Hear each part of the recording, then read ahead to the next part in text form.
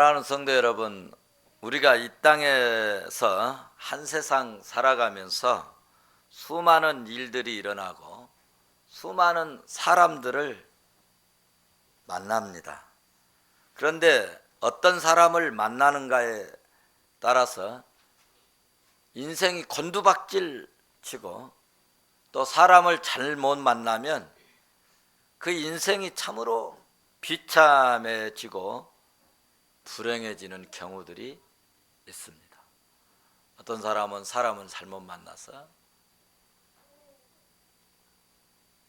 시신이 토막을 내서 불에 태워져서 남몰래 수장하는 또는 묻어버리는 이런 비극을 당하는 사람도 있습니다.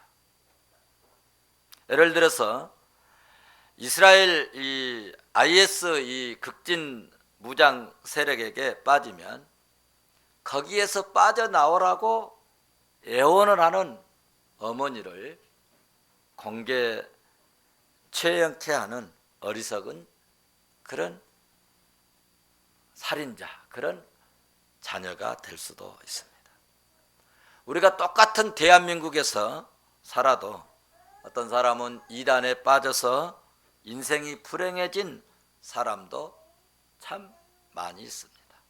또 동성애에 빠진 어리석은 자도 있고 이것을 지지하고 소수의 자유와 소수의 인권 보호라는 미명의 덫을 놓아서 유혹하는 세력에게 잡혀서 하나님의 말씀을 무시하고 하나님의 종들을 무시하고 오만방자한 어리석은 자들도 없잖아 있습니다. 이런 사람들은 하나님의 은혜 밖에 있는 사람들입니다. 하나님께서 은혜를 주시고 주 안에서 사는 자들을, 믿음으로 사는 사람들은 어떤 사람을 만나든지 여러분 하나님께서 합력하여 선을 이루고 끝이 좋고 결과가 좋고 하나님께 영광이 되는 역사가 일어난다는 사실입니다. 사도행전 24장 말씀을 보시면 그것을 확실히 알 수가 있습니다. 사도행전 24장에서는 가이사라의 헤롯궁에 머물고 있는 바울을 대제사장 아나니아의 무리들이 송사하는 장면과 이에 대한 바울의 변론이 기록된 말씀입니다. 여기 가이사라라고 하는 이 도시는 헤롯 왕이 만든 도시입니다. 바울이 어쨌든 벨리스 총독에게 후송된 후에 사도 바울은 이제 거기서 세 번의 재판을 받습니다. 첫 번째 재판이 오늘 본문 24장에서 벨리스 총독에게 재판을 받는 기록이고 두 번째 이 재판은 25장에서 이제 다음 시간에 보겠지만 베스도 총독에게 재판을 받는 기록이고 세 번째 재판은 26장에서 아그리빠 왕에게 재판을 받는 기록에 대하여 말씀하고 있습니다.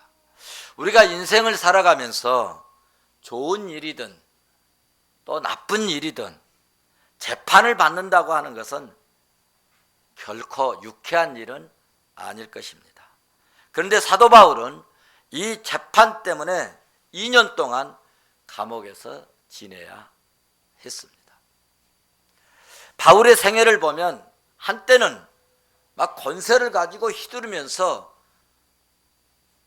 자기 마음에 안 들고 또 자기가 지향하는 이 율법과 배치되면 사람을 잡아다가 가두기도 하고 죽이기도 하고 그런 권세를 휘두르면서 살 때도 있었지만 예수 그리스도를 만난 후부터는 어떤 의미에서 핍박과 고난과 역경의 연속이었습니다. 매를 맞고 감옥에 들어가고 또 쫓겨다니면서 잠을 못 이루고 도적의 위험과 강의 위험과 동족들이 죽이려는 이런 위험 등등 말로 다 할 수 없는 그런 어려움을 겪었습니다. 오늘 또 본문 말씀을 보시면 감옥에서 재판을 받아야 합니다만, 여기서 우리는 이런 어려움 속에서도 오묘하고 아주 신비하게 역사하시는 하나님의 섭리를 보게 됩니다. 자, 그러면 이제 바울의 재판 기록을 살펴보도록 하겠습니다. 1절을 봐보시면 예루살렘에서 가이사랴로 옮겨가는 동안에 바울을 죽이려고 했는데 실패한 이 대제사장과 장로들이 이 더블로라고 하는 이제 변론사, 요즘으로 말하면 변호사를 동원해 가지고 벨리스 총독에게 고소를 했습니다.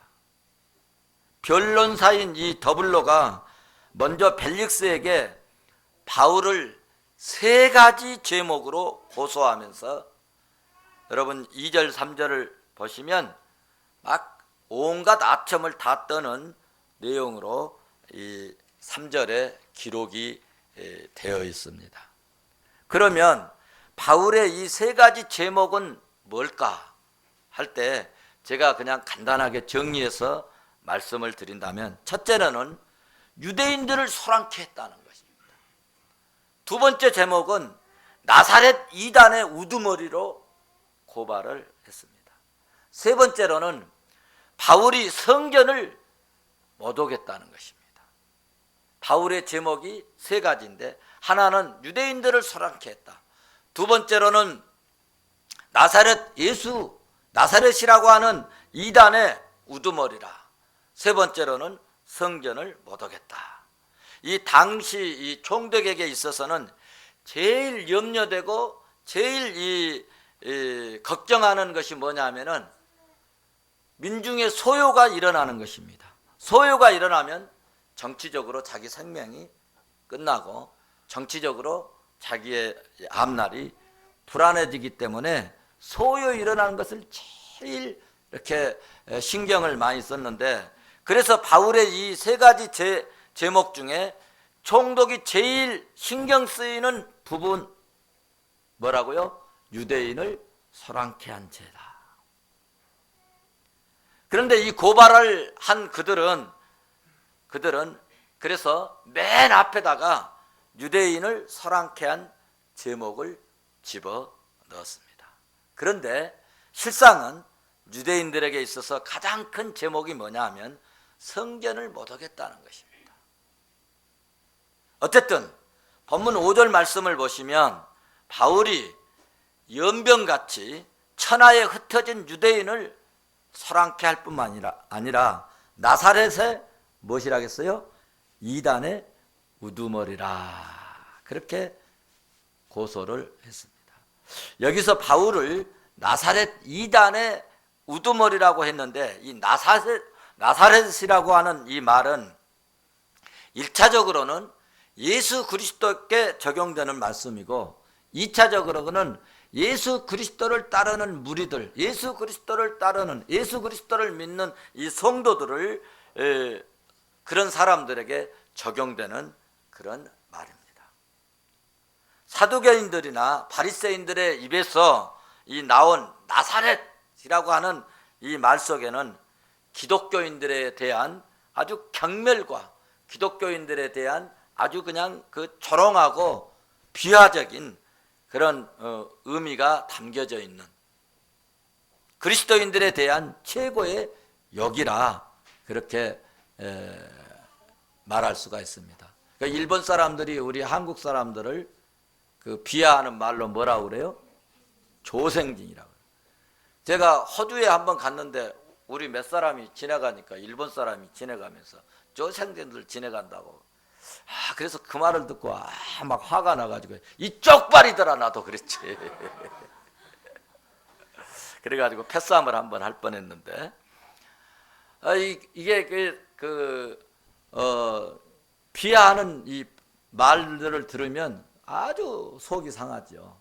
그런데 이제 유대인들 중에서 특별히 예수 믿는 사람들, 그리스도인들을 향해서 이 나사렛에서 오직하면 나사렛에서 선한 것이 누가 나오겠냐, 그렇게 별명이 붙여지도록 유행어가 나도록 이렇게 나사렛에는 아주 그 안 좋은 사람들, 요즘 한국 같으면 뭐 어디라고 말할 수 있을까요? 뭐 청송 교도소 간 사람들이나 있는 그런 아주 그 나쁜 그런 사람들처럼 여기는 그런 대명사라고 생각할 수가 있습니다.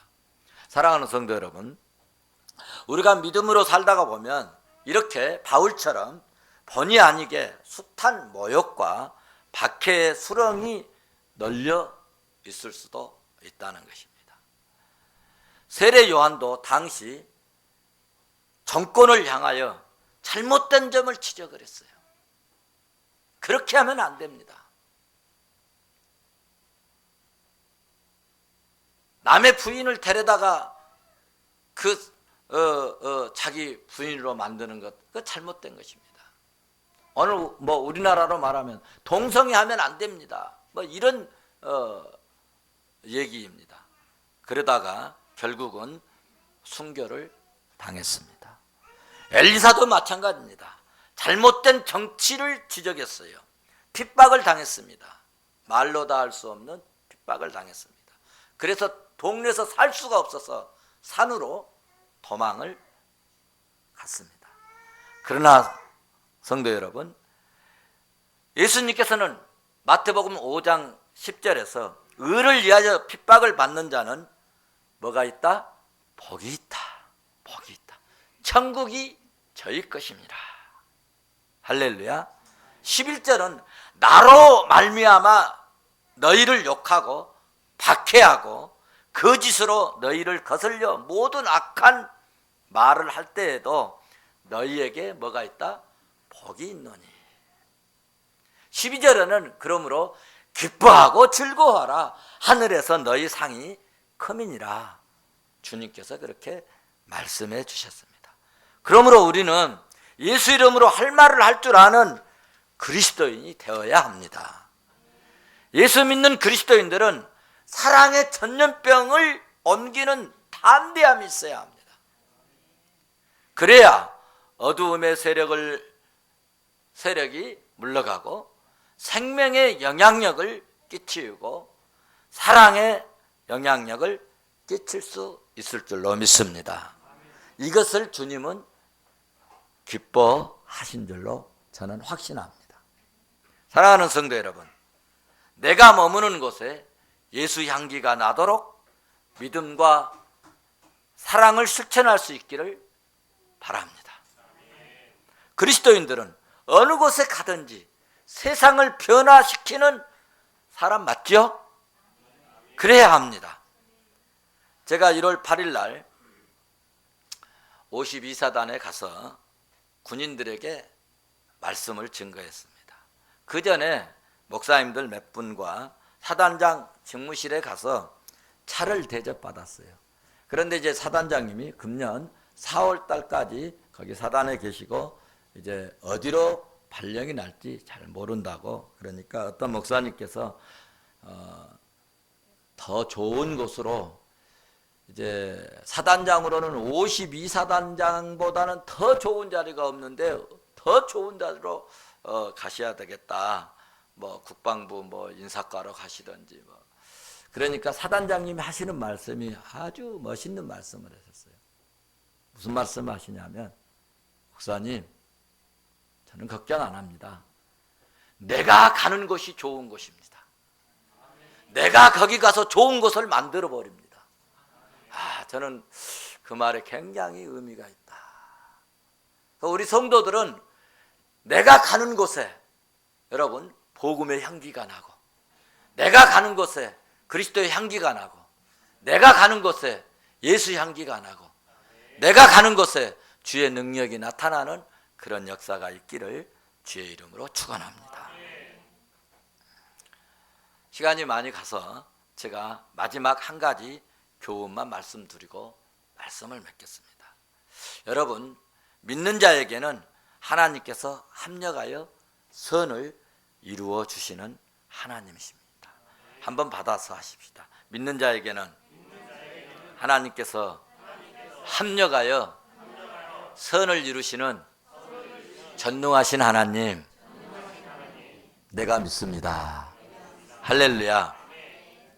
오늘 본문에서 벨리스의 이 마지막 판결을 보시면 뭐 그 내용을 여러분 좀 읽으시고, 마지막 판결이 뭐냐, 22절에서 23절 말씀을 이거는 보고 가셔야 됩니다. 22절 같이 보십니다. 22절 같이 봅니다. 시작. 벨릭스가 이 도에 관한 것을 더 자세히 아는 거로 연기하여 이르되, 천부장가 내려오거든 너희 일을 처결하리라 하고. 23절 같이 봅니다. 백부장에게 명하여 바울을 지키되 자유를 주고 그의 친구들이 그를 돌아와 주는 것을 금하지 말라 하니라. 아멘.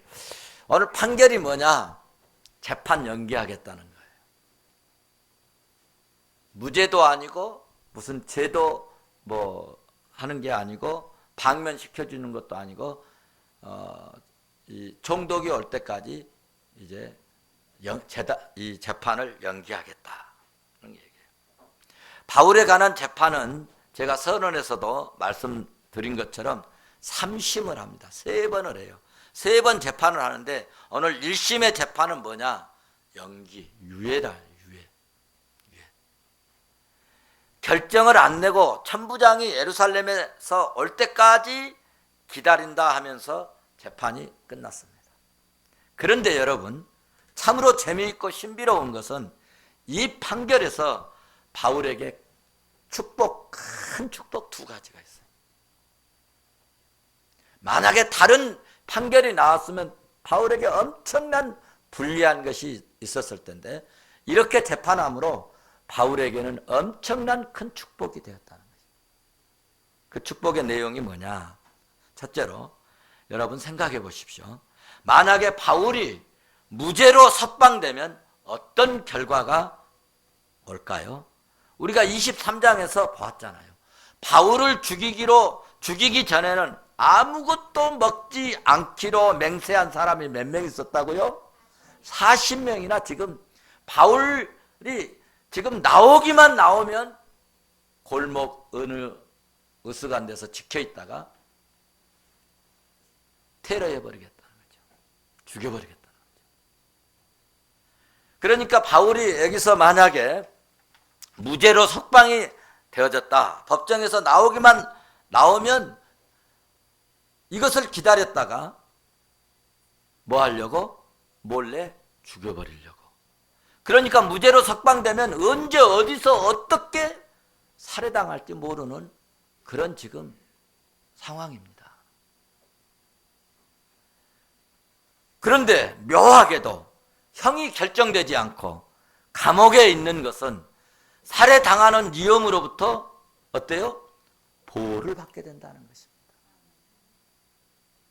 감옥 안에 군대가 지켜주고 먹을 것 갖다 주니까 가장 안전한 곳에서 지금 먹을 것 걱정 없이, 또 전도하면서 그동안 지금 얼마나 지치고 피곤하고 아주 뭐 지칠 대로 지친 그런 바울이 본의 아니게 편히 쉴 수 있는, 안정을 취할 수 있는 기회가 됐다는 것입니다.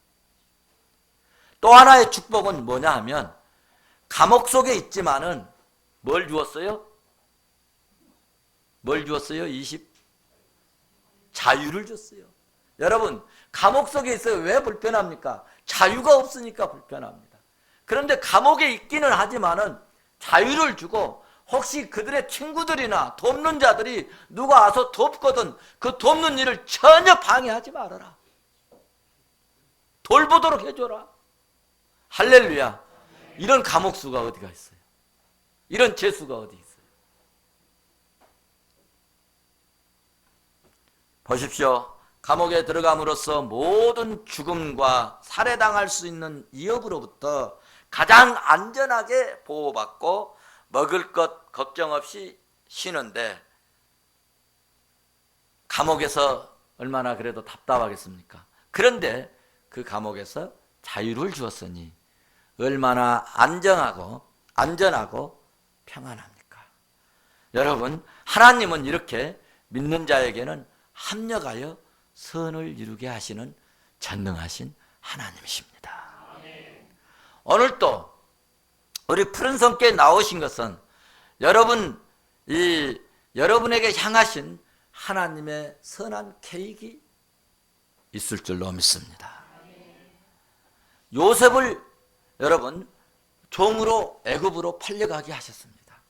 그때는 정말 내가 하나님 섬기고 이렇게 아버지도 사랑하고 어머니도 사랑하고 형제들도 사랑해서 아버지가 그 준비해준 간식도 20리 30리 가가지고 형들 간식 갖다 주는데 무엇 때문에 얻어맞고 집단구타당하고 종으로 팔려갈까? 기가 막히죠. 그런데 하나님께서는 이스라엘 민족을, 유대 민족을 다 키우시려고 애굽으로 요셉을 그냥 가라가면 안 가니까, 그냥 보내면 안 보내주니까, 아버지가 얼마나 사랑하는데 다른 아들은 다 그냥 옷 입히고 그냥 대충 입혀서 살지만 그 요셉만큼은 채소 옷을 입혀가지고 왕자처럼 이렇게 보호해 주는데 보내겠습니까? 누가 보내겠습니까? 그러니까 하나님께서는 강제로 팔려서 노예로 가는 것처럼 했지만 거기에는 후일에 하나님의 엄청난 큰 일을 하나님은 도모하고 계획하고 계셨다는 것입니다. 할렐루야죠? 모세도 봐보십시오. 갈대 상자에 지금 나일강에 떠내려 보낼 때 부모가 얼마나 가슴이 아프고 가슴이 찢어질 것 아닙니까? 그런데 하나님은 실상은 궁정 안에서 살게 하려. 여러분, 만약에 그렇게 떠내려가지 않았으면 어떻게 모세가 궁전 안에 들어가서 궁전 안에서 성장할 수 있겠습니까? 그러니까 오늘 우리가 힘들고 어려운 일 있고 오늘 이렇게 되어진 일들 때문에 여러분, 예수 믿는 사람들에게는 염려나 근심이나 걱정할 것이 없다는 것입니다. 왜냐하면 하나님의 계획이 있었다는 것입니다. 하나님의 뜻이 있었다는 것입니다. 하나님의 계획 속에서 오늘 여기까지 오게 되셔서 오늘 이 시간 이후에 또 다른 하나님의 놀라운 역사가 저와 여러분을 통해서 이루어 가신다는 것입니다.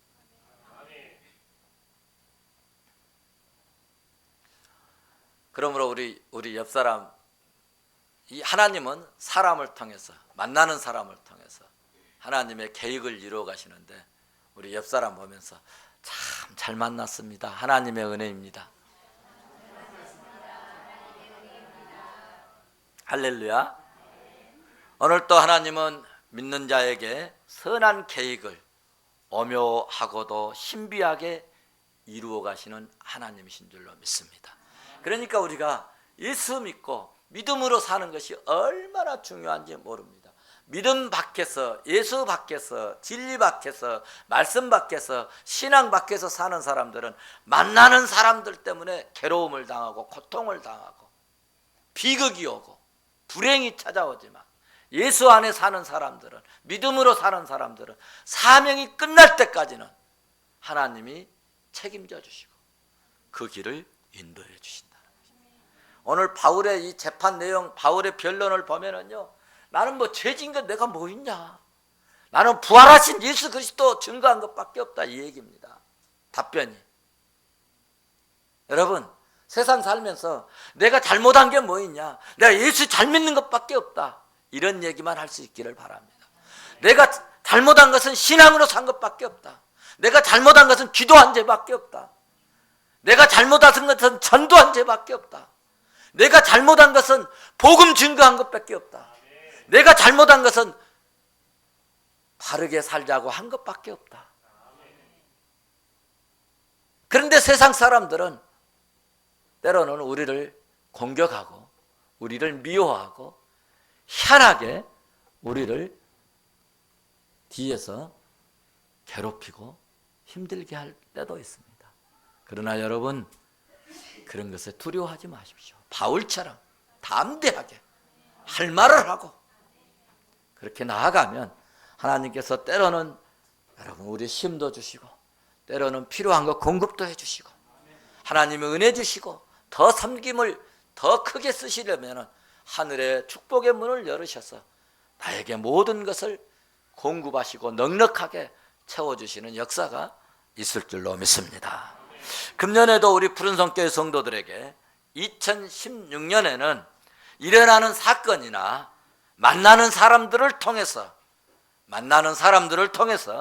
합력하여 선을 이루게 해주시는 은혜와 복이 되어지는 복되고 복된 2016년 한 해가 되시기를 주의 이름으로 축원합니다. 축원합니다.